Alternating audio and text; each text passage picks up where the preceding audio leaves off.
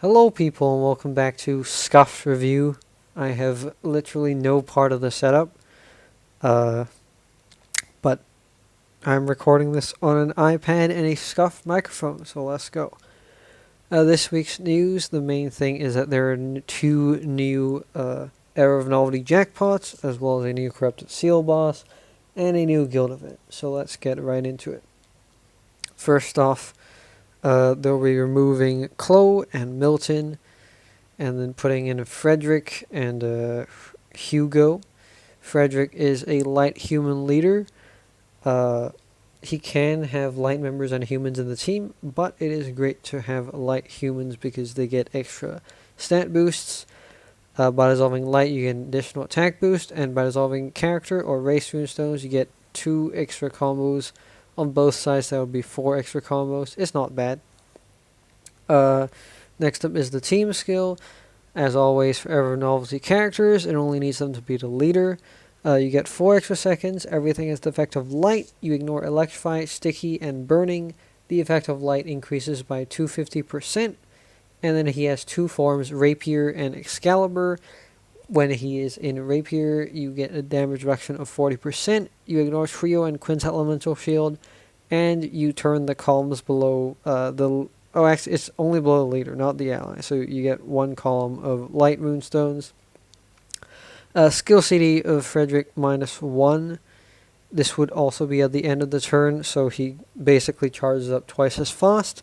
In the Excalibur form, you get Enchanted Trail. You ignore Fixed Combo Shield, and at the end of each round, turn the bottom row into light human runestones. So in the Rapier form, you don't actually get race runestones. And in the Excalibur form, you don't get damage reduction, so I think that's like probably the things you have to pay attention to if you play him as a leader. When he is in the team, he gets these 2 forms, but if he's just a member and not a leader, he just gets some stat boosts depending on what form he is in, not the effects. Moving on to his active CD6, he only has 1 active. You select the forms, and then all Frederick and the team will turn into the selected form. First effect is that you explode the columns below Frederick to generate enchanted light runestones. Frederick's attack times 4, and you ignore initial shield and defense. In the other effect is explode the bottom row to generate enchanted light human runestones. The character's attack times 8 and combo count +8. Bonding skill is, something fine. By dissolving his character runes, you get extra combos, and then you also charge his skill faster. If you ask me, okay, this might be like extreme copium and also extreme bias, because I like Arthur a lot as a leader. I don't think, like, in the light human, meta at least, like, I think Arthur still can, like, contend with this guy. Oh god, I moved the middle. I think Arthur still can contend with this guy because he actually has a few things that he doesn't do. First off, let me just center this real quick. First off is the fact that Arthur also ignores sticky and burning, so they're equal in that regard. He doesn't have any recovery, like any type of recovery apart from just heart runestone recovery. Arthur even has everything has the effect of heart, albeit 50% on light and heart, but everything has the effect of heart. If you can't dissolve heart with this guy, you can't recover, and like nothing in his active or team skill helps with that. Other than that, in the form, okay, I do gotta say, Enchanted Trail is something that Arthur does not have. That's one unique thing. But I don't like how he destroys the board. I think, like, I played War Greymon a little bit, and, like, even though he's good now, or he's somewhat good now, I think my point about him destroying the board still stands. Like, destroying the board, or although this card doesn't destroy it as much, turning 1 column instead of 2, I think it can still, affect it a lot. And then onto the active. These actives aren't anything special. Arthur can ignore initial shield, herself, and then combo count +8 is on a plethora of light human members already. So if you were looking to get this guy as a member, it's definitely not worth it. if you don't have Arthur and you want to, mess with the light human leader, probably, yeah, I would say this guy is, this guy's on an equal level as Arthur. Might be huffing like extreme copium, tell me in the comments if you think I am. But, I think this guy is not an up, like, it's different, but I don't think he's, like, better than Arthur. Because Arthur has more combos than him. Obviously, you have, like, the restriction of dissolving all runestones of each type to get the maximum attack boost. But it seems to me that this guy just relies on light and heart, very traditional. I know it says everything is the effect of light here, but light runestones have greater effect than normal. So to get the maximum, you still want light runestones. And I think, like, nowadays, traditional teams have, like, the teams that depend on heart and their respective attribute sometimes come into trouble. Let me know what you think, right? Anyway. And then, obviously, he can borrow members, but Arthur can also borrow members from Knights of the Round Table, and I think that's, like, pretty good pool as well. So, moving on to the sub-jackpot, Hugo, Dark Beast. As a leader, he's okay. Basically, you want to build a light and dark beast kind of setup. For his leader skill, nothing really special, but if you dissolve a character moves to recover 50% HP, that's pretty unique, I would say. But the stats aren't that good. For his team skill, you get 3 more seconds of boost movement time. Leader and ally CD -6 after entering the stage. Water, Fire, and Earth have the effect of light and dark, and then for every enemy defeated, his own CD -1 again. So this guy has a lot of CD reduction. When there is an additional effect in play, team attack ×3, and you ignore Trio and Quintet Elemental Shield, and that effect will be given by his own active skill in a bit, which I'll talk about in a bit. When he is in the team, you get extra Beast Runestones if you have Light and Dark Beasts in the team. On to his active CD6, it is a attack booster. Team attack times 1.5, and each beast launches an extra attack as much as 50% of its attack. So you get, 1.5 times 1.5, whatever that is. And then at the end of each round, explode the bottom row to generate Dark Beast Runestones. These effects stay until you deactivate it.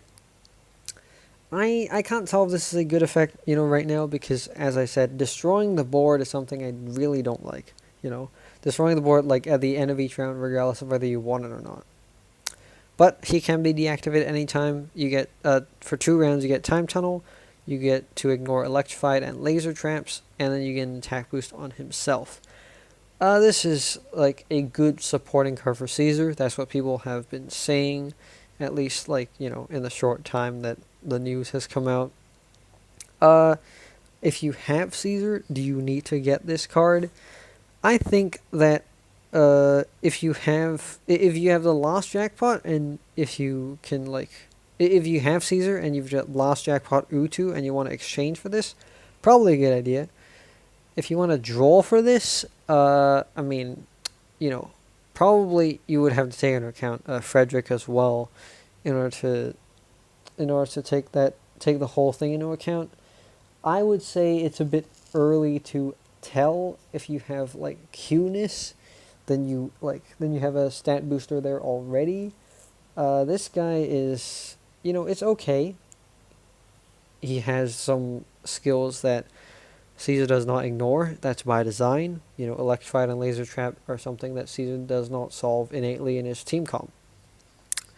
And Matt wants you to pull for this to, fix that sort of hole in his team comp. So, I don't know.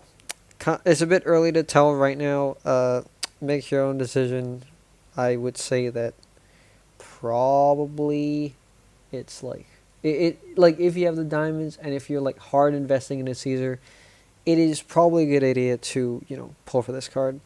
But if you have a good beast box, you can think about skipping. Obviously, if you have Arthur as well, I think, skipping will be probably what I would do. Moving on to the new guild mission card.